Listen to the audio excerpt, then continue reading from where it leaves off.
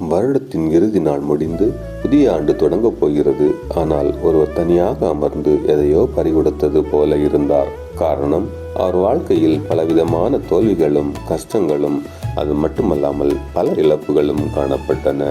புது ஆண்டு பிறக்கப் போகிறது உண்மைதான்.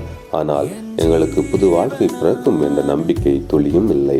எங்கள் வாழ்க்கை முடிந்து விட்டது. இதில் புதிய ஆண்டு என்ன, பழைய ஆண்டு என்ன என்று எண்ணிக்கொண்டிருந்தார். அந்த நேரத்தில் ஒரு சிறுவன் அவரிடம் சென்று ஒரு வேதாகமத்தை பரிசாக கொடுத்தான். அதை அவர் வேண்டா வெறுப்போடு வாங்கி வைத்து கொண்டார். சிறிது நேரம் கழித்து அதில் என்னதான் இருக்கிறது என திறந்து பார்த்தார். அப்பொழுது ஒரு வசனம் அவரின் கண்களில் தென்பட்டது. அந்த வசனம், இதோ நான் அனைத்தையும் புதிதாக்குகிறேன் என்று இருந்தது. அந்த வார்த்தை அவர் மனதை உருக்கியது போல் இருந்தது. தொடர்ந்து அவர் படிக்க ஆரம்பித்தார்.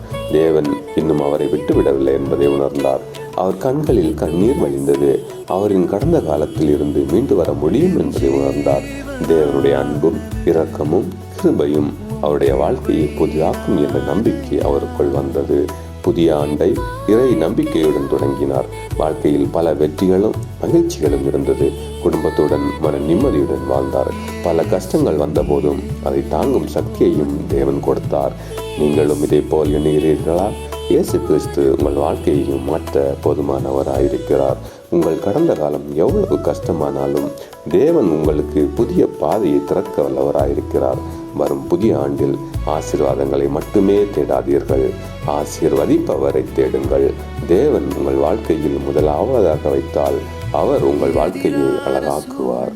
இந்த புத்தாண்டு மட்டுமல்ல, உங்கள் அனுதின வாழ்க்கை சமாதானத்தினாலும் உங்கள் வீடு அன்பினாலும் விசுவாசம் நிரம்பியதாகவும் இருக்கும்.